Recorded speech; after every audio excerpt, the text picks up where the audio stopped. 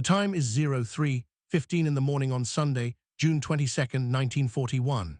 Along a front stretching from the Baltic Sea to the Black Sea, over 3 million German soldiers and their Axis allies stand in final readiness. The date is June 22, 1941. The air is thick with tension and the lingering scent of pine and damp earth. In a few moments, the greatest land invasion in human history will erupt from the darkness. Operation Barbarossa, the German invasion of the Soviet Union, is about to commence. This was not merely a campaign, it was a cataclysmic decision that would fundamentally unravel the strategic position of the Third Reich. While historians debate many turning points of the Second World War, the Battle of Britain, the entry of the United States, Stalingrad, there is a compelling argument that Germany's single greatest mistake in WW2 was the decision to invade the Soviet Union while still engaged in an unresolved conflict with Great Britain. And the moment that catastrophic mistake became an inevitable path to defeat did not occur in the frozen ruins of Stalingrad in 1943 or in the vast encirclements of 1941, but in the closing hours of a pivotal conference in Berlin on Tuesday, December 5, 1940. This is an analysis of that decision, its roots in ideology and flawed strategy, and the precise instant the die was cast. Understand the gravity of the decision, we must first survey the strategic landscape Adolf Hitler and the German High Command faced in the latter half of 1940. The date is June 25, 1940, following the Franco-German armistice. Germany stands master of continental Western Europe. Poland has been crushed, Denmark and Norway occupied, the Netherlands, Belgium and Luxembourg overrun, and France, the historic rival, humiliated in a stunning 6-week campaign. Only Great Britain remains actively opposed. The British Expeditionary Force, though rescued from Dunkirk, has lost most of its heavy equipment. The German Wehrmacht appears invincible, yet beneath this glittering summit of military success, strategic dilemmas fester. The first is Britain's refusal to negotiate. Under the new Prime Minister, Winston Churchill, the British government rejects all overtures for peace, public and private. The German military leadership, particularly the Oberkommando der Wehrmacht, OKW, and the Oberkommando des Heeres, OKH, generally believes Britain, isolated and weakened, must eventually come to terms. Their focus is on consolidating gains, planning for the reduction of British imperial power through peripheral warfare in the Mediterranean, and demobilizing portions of the army to return workers to the armaments industry. However, Adolf Hitler views the situation through a fundamentally different lens. His worldview, articulated for years in Mein Kampf and countless speeches, was always fundamentally oriented toward the East. The ideological core of Nazism was Lebensraum, living space, the conquest of vast territories in Eastern Europe and European Russia, the expulsion and subjugation of their Slavic populations, and the colonization of the land by Germanic peoples. The war with France and Britain was, in Hitler's eyes, an unfortunate but necessary preliminary to this ultimate goal.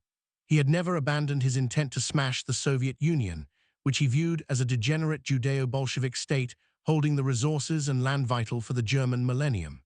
By mid-July 1940, even as planning for Operation Sea Lion, the invasion of Britain began in earnest, Hitler's thoughts were turning eastward. In a meeting with senior military commanders on July 21st, he stated Britain's continued resistance might be predicated on hope in Russia and declared, "Russia is the factor on which Britain is relying the most. If Russia is smashed, Britain's last hope is extinguished." The logic was perverse, but to Hitler inescapable. To force Britain to sue for peace, he must eliminate her potential continental ally, the USSR. This conflated and inverted his strategic priorities. Through the summer and autumn, two parallel planning tracks existed. The Luftwaffe under Reichsmarschall Hermann Göring engaged in the Battle of Britain, aiming to achieve air superiority as a prerequisite for Sea Lion. By September 15, 1940, the failure to crush the Royal Air Force became apparent, and Operation Sea Lion was indefinitely postponed on September 17th. Simultaneously, clandestine military planning against the Soviet Union accelerated. On July 29th, at the Burghof, Chief of Operations at OKW, General Alfred Jodl, informed his planning staff that Hitler had decided to embark on all preparations for a war against Russia. The Directive for Preliminary Planning, Aufbau Ost, Build-up East, was issued on August 9th. While the Asterisk Luftwaffe dueled with the RAF, 18 infantry and armored divisions began moving eastward, officially explained as a precaution and for training away from British air raids. This eastward shift was a silent but profound strategic pivot. Hitler's fixation on Russia was multifaceted. Beyond the ideological imperative, he was driven by a profound and escalating distrust of Soviet intentions. The Molotov-Ribbentrop Pact of August 1939 was always a cynical marriage of convenience for both dictators. Following the Soviet annexation of the Baltic states, Bessarabia, and northern Bukovina in June 1940, Stalin's demands on the Balkans, particularly regarding Bulgaria and the Turkish Straits, grew more insistent. The brief Soviet-Finnish Winter War had shown the Red Army's weaknesses, but its enormous size and ongoing modernization worried Hitler. He feared that if he became bogged down in a protracted war with Britain and America, whose material support was growing via Lend-Lease, Stalin would strike at an opportune moment. He developed a concept of a preventive war, striking before the Soviet giant could fully arm and before Anglo-American power could be brought to bear on the continent. This notion of preventive war became the strategic rationale that would be sold to the General Staff, many of whom harbored deep reservations about opening a second front. Thus, by late November 1940, the stage was set for a formal decision. The military economic apparatus was already tilting toward preparation for a massive Eastern campaign. Draft operational plans, overseen by General Erich Marx and later General Friedrich Paulus, were being drawn up. Yet, the final, irrevocable commitment had not been made. That would occur during a series of high-level military conferences in November and early December 1940, culminating on a specific day and time. The diplomatic prelude to the final decision was the visit of Soviet Foreign Minister Vyacheslav Molotov to Berlin on November 12 and 13, 1940. Hitler hoped to divert Soviet expansionist ambitions southward toward the Persian Gulf and British India, effectively making the USSR a partner in dismantling the British Empire. In the meetings at the Reich Chancellery, Molotov proved obstinate, repeatedly circling back to immediate Soviet security interests in Finland, the Balkans, and the Turkish Straits. He demanded clarification of German intentions in Romania, a vital German oil source, and asked pointed questions about the meaning of the new order in Europe. Hitler was exasperated. The talks conclusively demonstrated to him that the Soviet Union was not a pliable partner, but a rival claimant to hegemony in Eastern Europe. The failure of the Molotov talks solidified his belief that a military showdown was necessary. On November 17th, he told his naval liaison officer, Molotov's visit confirmed that a conflict is inevitable. Immediately after Molotov's departure, Hitler intensified his military consultations. On December 3rd, he met with Field Marshal Walther von Brauchitsch, Commander-in-Chief of the Army, and General Franz Halder, Chief of the Army General Staff. They presented the Army's initial campaign plan, which envisioned a primary thrust toward Moscow. Hitler, thinking more in economic and grand strategic terms, argued for twin primary objectives, Leningrad in the north and the Ukraine in the south, with Moscow as a secondary target. The discussion was strategic, not whether to attack, but how. The decision in principle had already been made in Hitler's mind. What remained was the formal, institutional commitment. That commitment came at a critical war conference in the Reich Chancellery, beginning at 1300 hours on Thursday, December 5, 1940. The attendees were the cream of the German military leadership, Brauchitsch and Halder for the Army, General Wilhelm Keitel and General Alfred Jodl from OKW, and representatives of the Kriegsmarine and Luftwaffe. The atmosphere was one of grave seriousness. Hitler did not open the floor for a debate on the merits of the invasion. Instead, he delivered a lengthy monologue, framing the attack on the Soviet Union as a strategic and ideological necessity. He articulated his preventive war thesis, arguing that Soviet military power was growing and that Stalin would inevitably strike when Germany was vulnerable. He dismissed the ongoing war with Britain as a mere skirmish compared to the historic struggle with Bolshevism. The destruction of the USSR, he claimed, would not only secure Lebensraum but also convince Britain that all hope of a continental ally was lost, forcing her to surrender. He presented the conflict as inevitable. The only choice was to strike at the time of Germany's own choosing, in 1941, when its military was at its peak. The army leaders, Brauchitsch and Halder, despite their private doubts, did not voice fundamental opposition. Their concerns were logistical and operational: the vast distances, the state of the Soviet rail network, the question of whether the Wehrmacht could deliver a knockout blow before winter. They did not challenge the underlying premise of the war itself. The Kriegsmarine under Grand Admiral Erich Raeder, who favored a Mediterranean strategy against Britain, was sidelined. The Luftwaffe S. Göring, a committed ideologue, supported the Führer. The lack of any concerted, high-level challenge at this moment was deafening in its silence. At the conclusion of this conference, likely in the late afternoon of December 5, 1940, Hitler gave the final directive. He ordered the OKW to begin drafting the formal war directive. The decision was now irrevocable. The machinery of the state would be fully geared toward this single apocalyptic enterprise. 4 days later, on December 9th, Hitler met with his army commanders again and reiterated his decision. On December 18, 1940, the directive was issued. It was stamped top secret and numbered 21. Its title was Fall Barbarossa *, Case Barbarossa. The opening lines were definitive. The German Wehrmacht must be prepared to crush Soviet Russia in a rapid campaign before the end of the war against England. The moment on December 5th, when the leadership collectively acquiesced to Hitler's logic without presenting a viable alternative or a stark warning of the consequences, was the point of no return. Germany was now committed to a two-front war of annihilation against a continent-sized opponent with vastly superior manpower and resource potential. The greatest mistake of WW2 had been locked into the trajectory of history.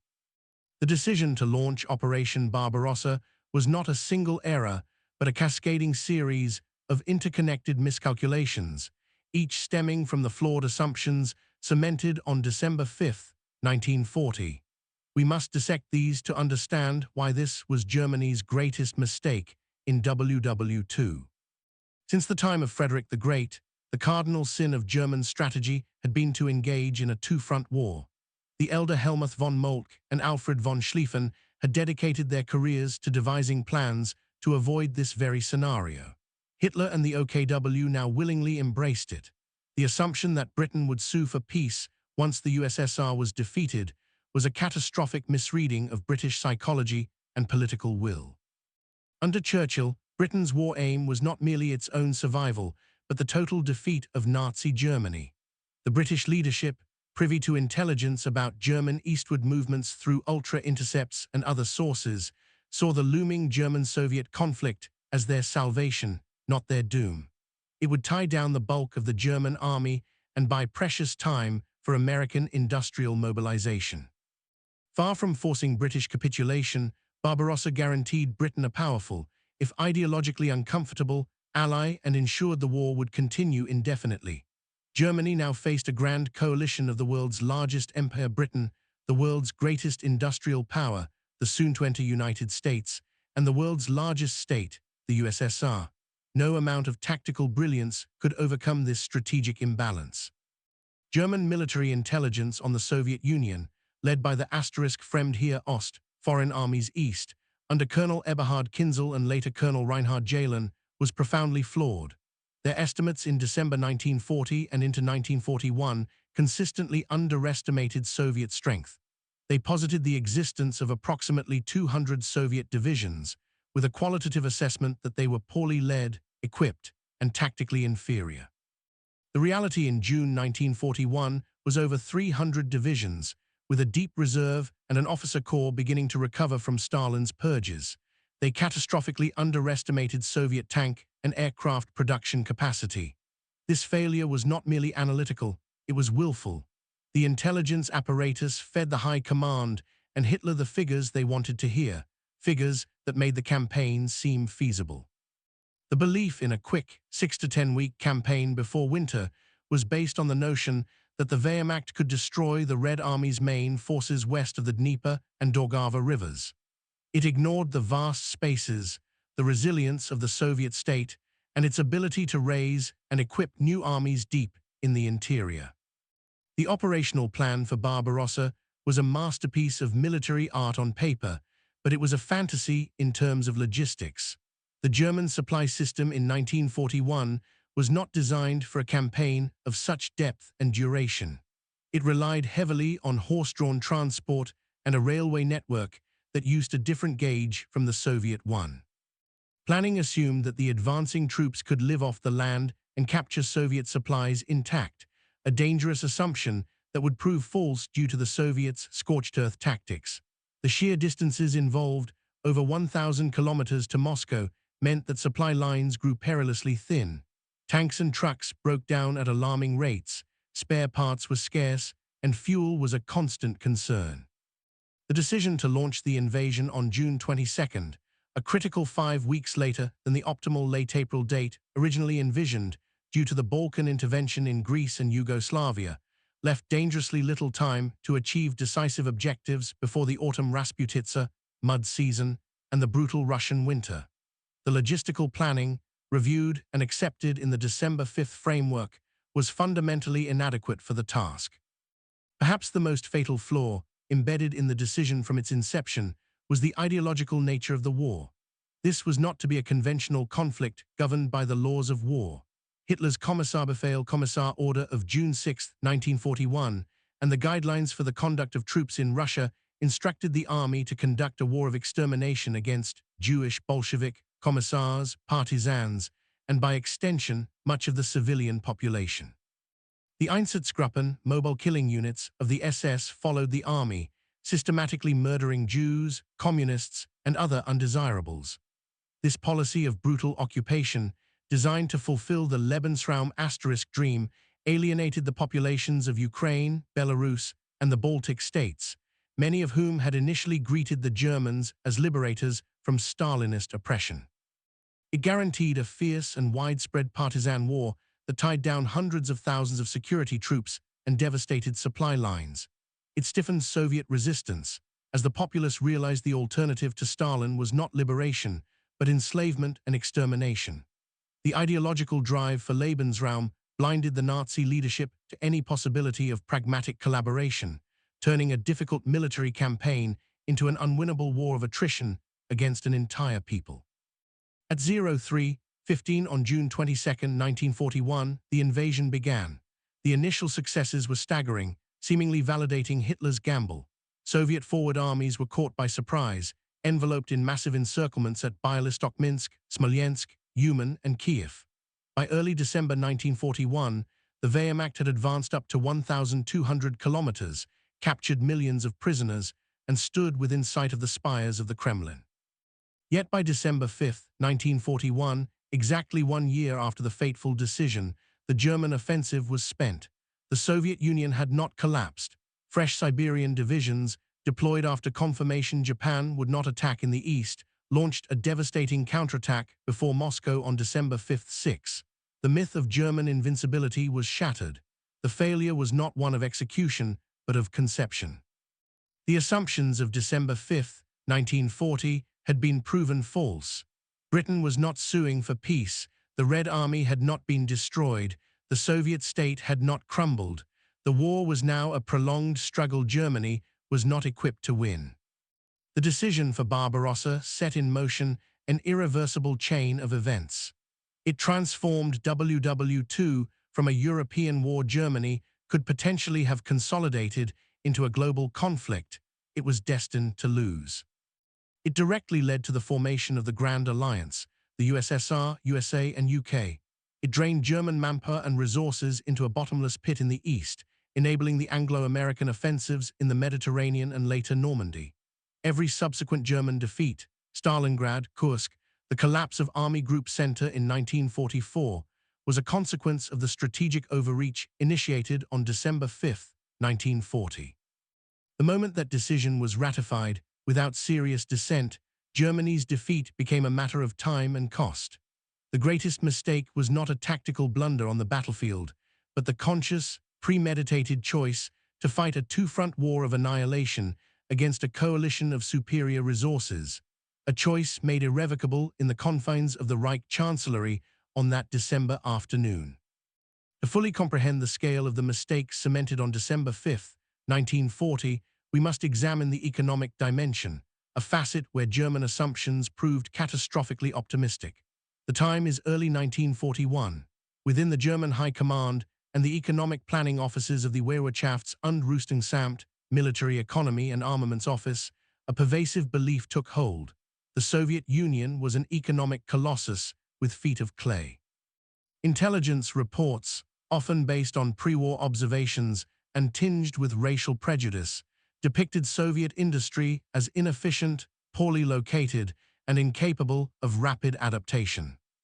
The core German economic assumption for Barbarossa, discussed and implicitly accepted in the December conferences, was that the war would be short and that the immense material and agricultural resources of Western Russia, the Ukraine's wheat, the Donbass's coal and iron, the Caucasus's oil, would fall intact into German hands.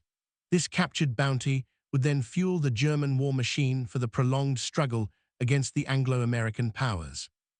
This was a fundamental pillar of the entire strategic edifice, and it crumbled upon contact with reality.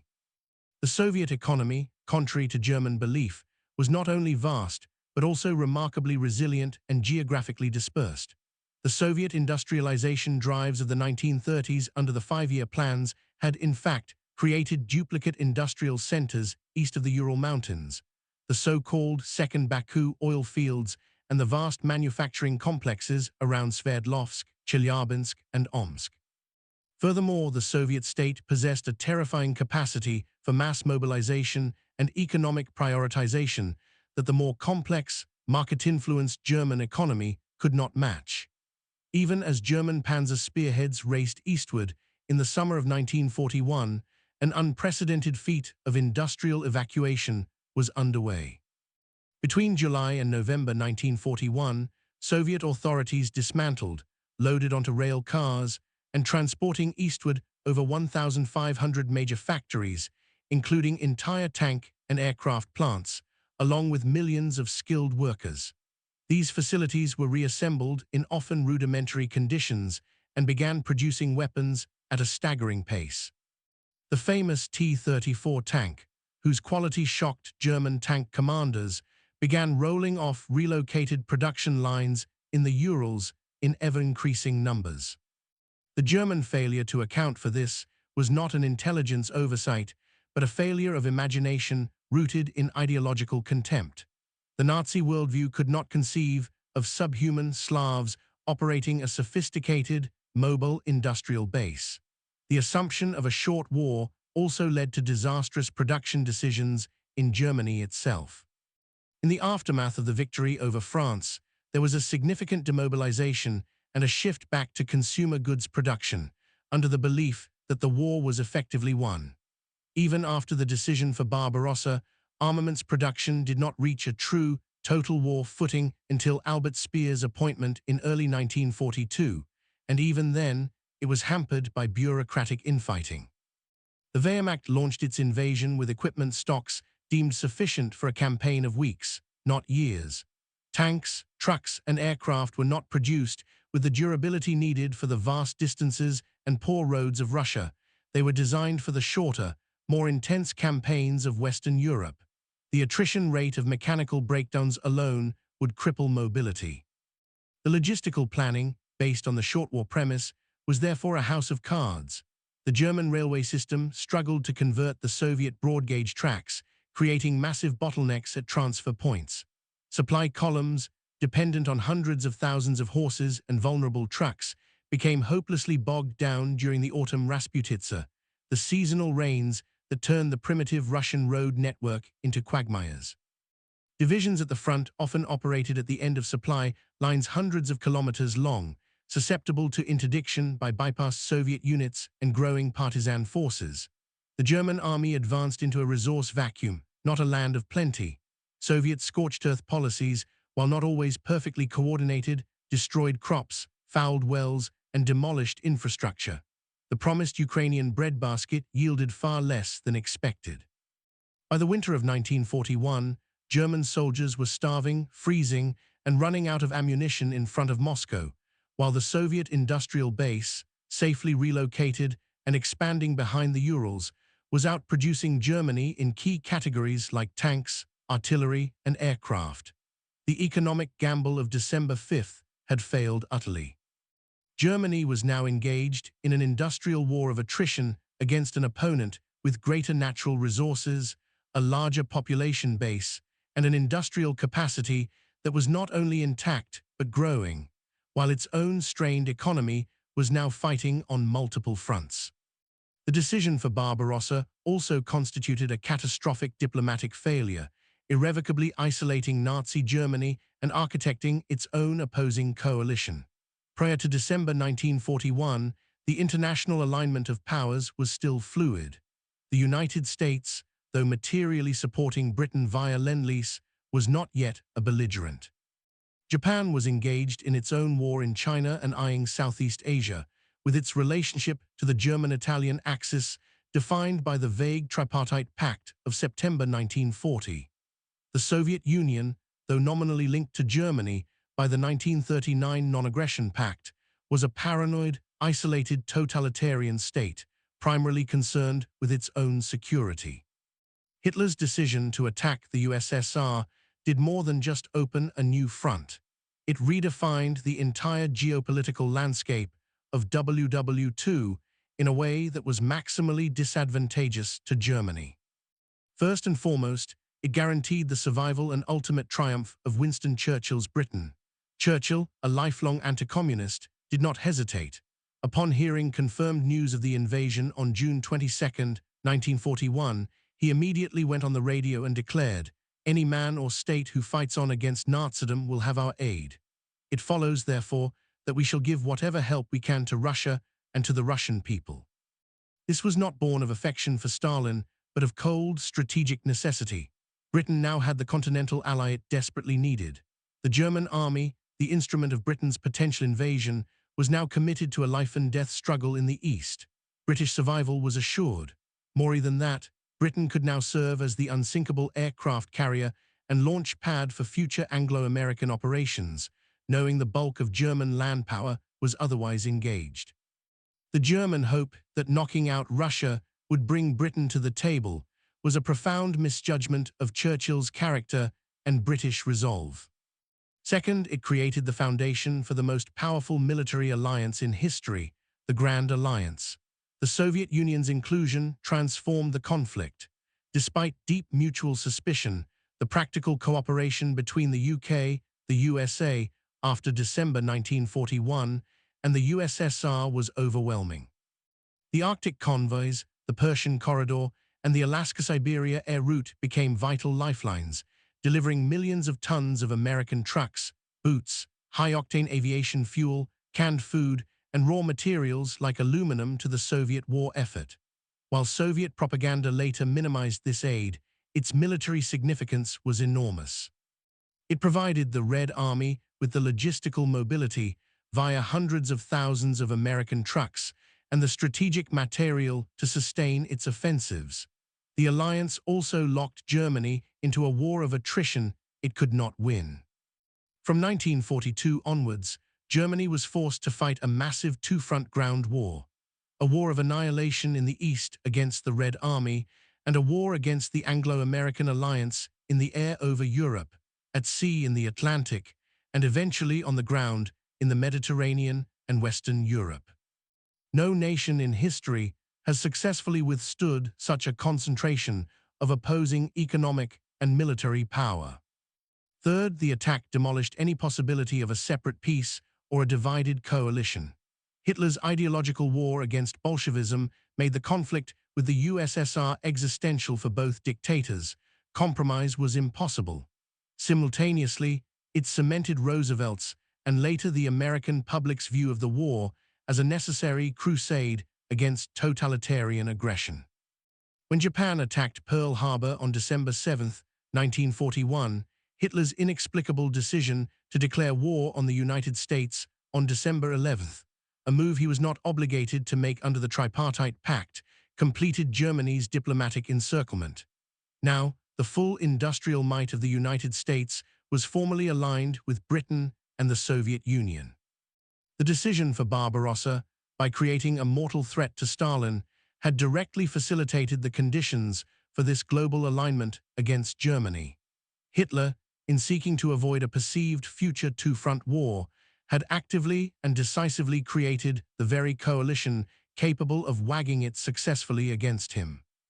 It was a diplomatic blunder of historic proportions, rooted in the ideological belief that the war against the USSR was a separate, winnable conflict that would simplify, not complicate, Germany's strategic position. A central assumption underlying the December 5, 1940, decision was a gross miscalculation of human and military resources, both German and Soviet. The German Wehrmacht of mid-1941 was arguably at its peak in terms of experience, confidence, and tactical prowess. It had perfected the blitzkrieg method of warfare, combining concentrated armor, close air support, and mobile infantry to achieve devastating breakthroughs. However, this army was optimized for short, sharp campaigns in the confined spaces of Western Europe. It was not structured, equipped, or mentally prepared for the kind of protracted, sprawling, savage war of attrition that Barbarossa would become. The German manpower pool was fundamentally insufficient for the task. The invading force of over 3 million men represented the bulk of Germany's combat-ready divisions. Yet, the Soviet Union could draw from a population nearly 3 times the size of Germany's, excluding annexed territories and allies. Even after the catastrophic losses of 1941, which numbered in the millions of soldiers captured or killed, the Red Army could reconstitute itself with seemingly bottomless reserves. The German army, by contrast, suffered irreplaceable losses from the very beginning. The fighting was of an intensity never before seen. The professional corps of the Wehrmacht, the seasoned NCOs and junior officers who were the backbone of its tactical excellence, was bled white in the battles of encirclement in 1941 and the brutal city fighting of 1942. Their replacements, though often brave, were less well-trained and indoctrinated. The German army's qualitative edge, its most critical asset, eroded with each passing month of campaigning. Furthermore, the vast geography of the Eastern Front devoured divisions. The front line stretched over 2,900 kilometers at its greatest extent. To hold such a line, even thinly, required an enormous number of troops in static defensive roles, stripping the offensive Schwerpunkt main effort of the mobile divisions it needed for decisive operations. The need to garrison conquered territories, combat partisans, and protect ever-lengthening supply lines tied down hundreds of thousands of security troops. By the end of 1941, the German army was exhausted, overextended, and had suffered over 750,000 casualties, with no end in sight. The decision for Barbarossa committed Germany to a war where its principal adversary could absorb losses at a rate that would have crippled any other European power, and could do so while still maintaining a numerical advantage. It was a demographic trap. The logistical strain directly impacted combat effectiveness. German divisions often operated at a fraction of their established strength due to casualties, sickness, and mechanical attrition. The lack of winter clothing and equipment in late 1941, a direct result of the belief the war would end before winter, caused more casualties than Soviet bullets. From 1942 onward, German offensives became increasingly limited in scope, aiming for specific economic objectives like the Caucasus oil fields, Case Blue, rather than seeking the total destruction of the enemy army. This was a tacit admission that the original war-winning concept of Barbarossa had failed. Germany was now in a war of material and manpower it was destined to lose.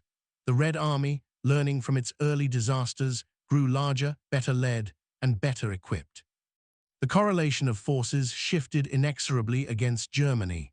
The moment that shift became irreversible can be traced directly to the commitment of the Wehrmacht's finite, irreplaceable human capital into the boundless depths of the Soviet Union, a commitment made final on December 5, 1940. A critical test of whether a decision was a historic mistake is to examine the feasibility of alternative courses of action.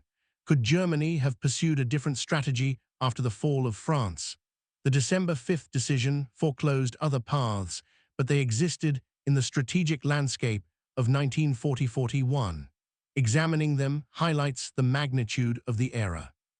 The Mediterranean strategy, advocated most forcefully by Grand Admiral Erich Raeder and to some extent the German naval staff, this alternative focused on striking the British Empire at its perceived weak points outside Europe.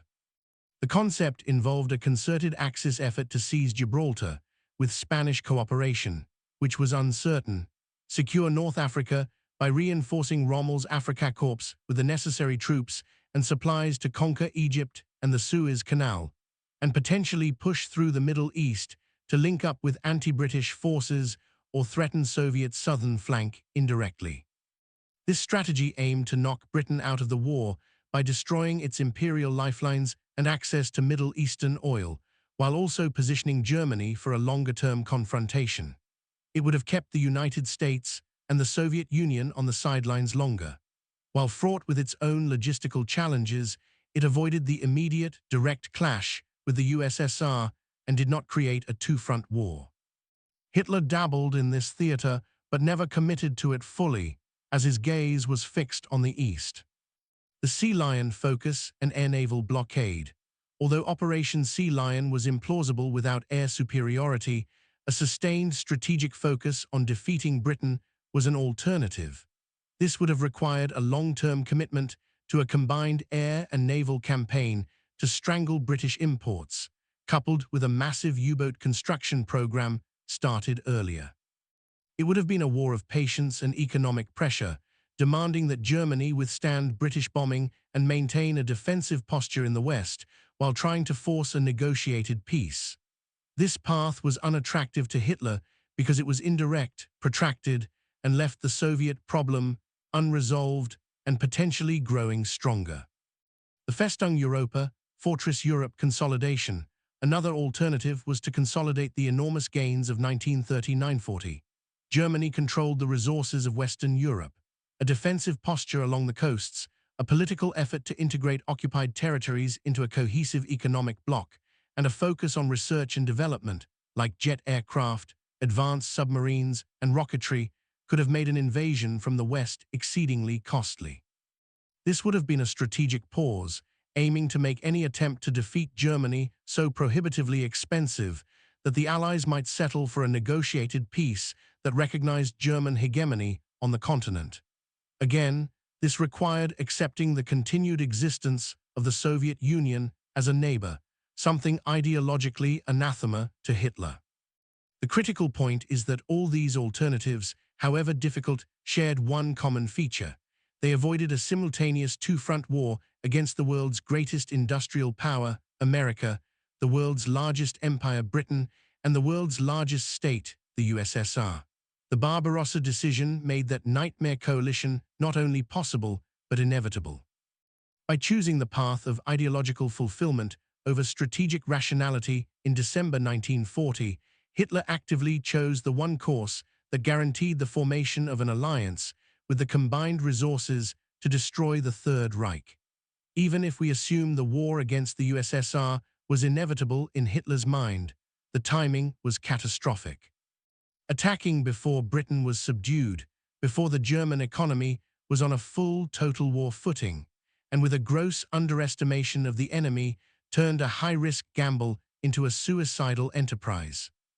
The alternatives may not have led to ultimate German victory in a global sense, but they would have prolonged the war, potentially allowed for political fissures in the Allied coalition to develop, and certainly avoided the scale of military catastrophe that befell Germany on the Eastern Front. The decision for Barbarossa was the fastest and most direct route to total defeat. The December 5, 1940, conference cannot be understood without examining the pathological decision-making environment within the Nazi leadership. This was not a rational cabinet or general staff evaluating options. It was the court of a dictator whose ideology was his strategy, surrounded by sycophants and technocrats who had largely abdicated their moral and professional responsibility to challenge him. Adolf Hitler's psychology is central. By late 1940, his belief in his own infallibility, cemented by the lightning victories over Poland and France, was absolute. He saw himself as a strategic genius surpassing his generals. His decision for Barbarossa was driven by a toxic fusion of ideological obsession, Lebensraum, anti-Bolshevism, and a gambler's intuition. He often spoke in terms of willpower overcoming material obstacles. The vast spaces of Russia did not intimidate him. He believed the sheer force of German military will, applied violently enough at the outset, would cause the rotten structure of the Soviet state to collapse. This was intuitive, not analytical. His distrust of the professional military aristocracy, the Junker officer corps, also played a role. He suspected they lacked the necessary ideological fervor and were prone to caution. Barbarossa was, in part, his war, designed to be won by his will, proving the superiority of National Socialist dynamism over both bourgeois Western capitalism and Judeo-Bolshevism. The failure of the German General Staff to mount an effective opposition is the other half of this tragedy. Figures like Brauchitsch, Halder, and even the OKW's Catel and Jodl were not ignorant of the risks. Halder's diary entries show sporadic doubts about logistics and Soviet strength, but their opposition was technical, not fundamental. They questioned the how, not the whether. Several factors explain this. The intoxicating success of previous campaigns, which bred overconfidence, a shared, though less virulent, contempt for Slavic military capabilities, a professional focus on solving the tactical and operational puzzle presented to them, rather than challenging the strategic premise, and crucially, the deliberate erosion of their institutional authority by Hitler since the Blomberg-Fritsch affair of 1938. By December 1940, Hitler was not only the political leader but the supreme military commander. To oppose him directly was career-ending and in the escalating climate of Nazi terror, potentially dangerous. So they rationalized. They buried their doubts in detailed planning, hoping their professional skill could overcome the strategic madness. In doing so, they became complicit. The conference of December 5 exemplified this dynamic. There was no formal vote, no dissenting memorandum. Hitler presented his decision as a fait accompli, couched in the language of strategic necessity. The generals, accustomed to his monologues, offered their operational concerns but did not stand up and say, "This will destroy Germany." The moment passed in a murmur of acquiescence. This failure of collective moral courage at the pinnacle of the German military machine was the final component that turned a bad idea into a sealed fate. The greatest mistake in WW2 was, therefore, the product of a specific historical moment. A dictator at the height of his power, intoxicated by ideology and past success, making a fateful choice surrounded by men who had lost the will or ability to tell him no. The narrative of Germany's greatest mistake in WW2 finds its nexus in that Berlin conference room on December 5, 1940. From that moment, the trajectory was set towards Stalingrad's ruins, the Kursk salient, the collapse of Army Group Center in 1944, and the final battle for Berlin.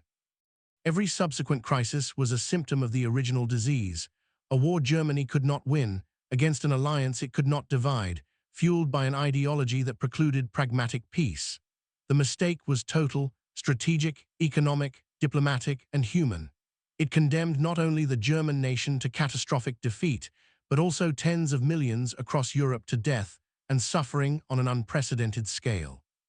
The Eastern Front became the decisive theater of WW2, the graveyard of the Wehrmacht, and the furnace in which the post-war world was forged.